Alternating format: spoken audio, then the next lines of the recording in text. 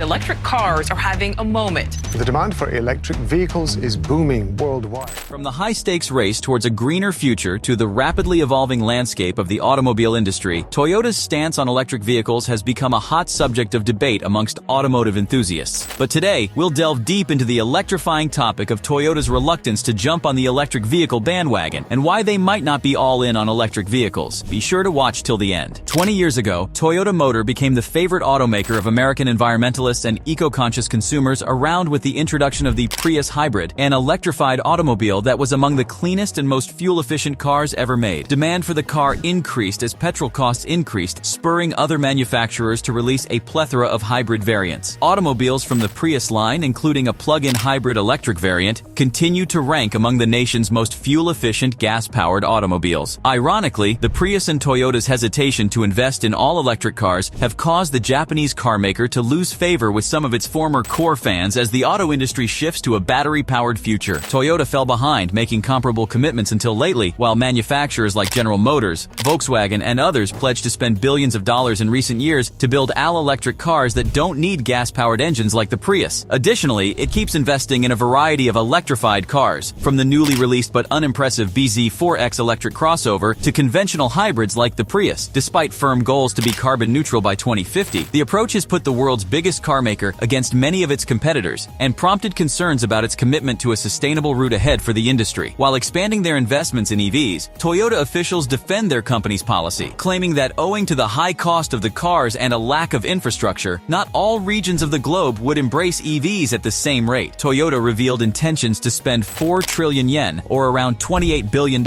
in a fleet of 30 battery-powered electric cars by 2030 in a December press release. While doing so, it keeps funding hybrids like the Prius and other possible replacements for battery electric cars. The business earlier said that it will invest up to $5.6 billion in the development of hybrid and all-electric batteries in Japan and the United States to support its previously stated ambitions. Although it may seem like a lot, other companies like GM and Volkswagen dwarf it. For instance, GM plans to sell only electric, zero-emission automobiles by 2035, starting with its Cadillac and Buick brands. Many other manufacturers have made such promises or established goals for at least 50% of their North American car sales to be all-electric. In 2021, Toyota sold more cars than any other car maker in the world, including those made by affiliates Daihatsu Motors and Hino Motors, with 10.5 million sold in almost 200 different nations and regions. The second largest car maker in the world, Volkswagen, sold 8.9 million cars in 153 nations, while GM and its joint ventures sold 6.3 million cars, mostly in North America and Asia. By 2030, Toyota hopes to sell 3.5 million electric cars annually, which would account for more than a third of its current sales. The upscale Lexus brand, which would by then only sell EVs in Europe, North America, and China, contributed around 1 million of those sales. Toyota feels that although there is no one solution to the company's desire to become carbon neutral, all electric cars are a part of the solution.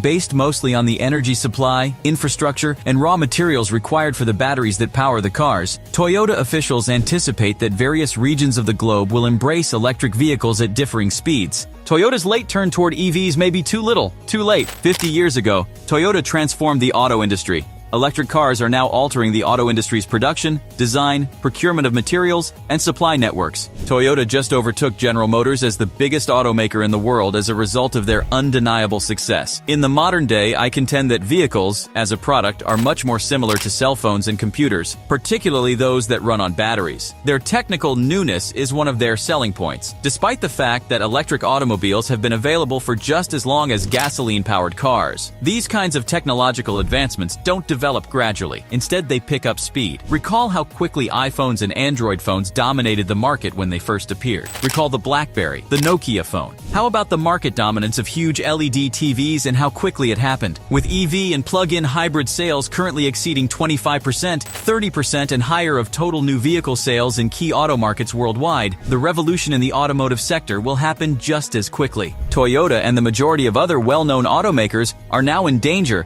because they were sluggish to see that the market and governments had already determined that electric vehicles were the future. Due to their sluggish reaction, they will undoubtedly struggle to endure this transformation that seems to be inexorable. But why? First off, Toyota is replacing its leadership right now because they still don't grasp it. According to a recent article from the Australian EV news site The Driven, the BZ4X design, which shared its platform with petrol and hybrid cars, meant that its first fully electric offering had redundant components that resulted in much higher manufacturing costs compared to Toyota's clean slate EV competitors. We can already see Toyota making inexperienced errors. Who can still remember the Ford Focus EV? This is not how to create a Toyota EV. The fact that Toyota was unable to produce an EV without the wheels practically coming off served to emphasize this point. According to the Asahi Shimbun, Toyota won't debut its EV lineup until 2027 or 2028. Toyota made another poor choice there. They risk having almost no market share if they don't release a dedicated EV platform for another 4 or 5 years. Toyota will be hard-pressed to pay its bills with only a fraction of the sales it has enjoyed in recent years, and Toyota has a lot of debt. The market is moving quickly in the direction of electric automobiles. Even while new fossil-fueled cars will still be available for purchase in 4 or 5 years, their percentage of the market in the 3 major markets, China, the US, and Europe, may very well be in the minority. You can guarantee that Toyota won't have what is left all to themselves. During that period, the market share for new cars might reach 50% or higher for EVs and plug-in hybrids. How can Toyota survive if they don't have a robust plug-in model lineup by then? Maybe with a large number of plug-in hybrids? Standard, non-plug-in hybrids won't be sufficient, that much is certain. China is the last. Yes, that's right, just one word. Well, more like several. What does China attaining a new stage in its industrial revolution entail for conventional automakers? The Chinese auto market will be very competitive, and it will be mainly focused on the quickly rising sales of EVs and plug-in hybrids, which Chinese companies will quickly seize significant shares of. Even if the US market takes its sweet time moving in that direction, the largest markets in the world outside of the US won't wait, which will only make things worse for the slow-moving manufacturers. Public opinion, especially in China and Europe, is rapidly moving away from fossil fuel-powered cars. Toyota could have a chance of releasing a few competitive EV models in a few years if it can pivot more quickly, possibly by ramping up PHEV manufacturing at breakneck speed while returning to the design board with life-or-death urgency for EVs. If they're wise, they'll target a class of car that they can master, excel at more than anybody else, and produce with the renowned Toyota quality. Given the low level of competition, this opportunity seems to exist in the below $40,000 EV market. It may also exist, for example, in the market for PHEV pickup trucks and medium to full-size SUVs. Scaling up manufacturing is still very difficult, and Toyota has a very limited amount of time to achieve it. So what do you think? Is Toyota doomed, or do they still have a chance before they lose all of their market share, their war chests, and their ability to pay off their debt?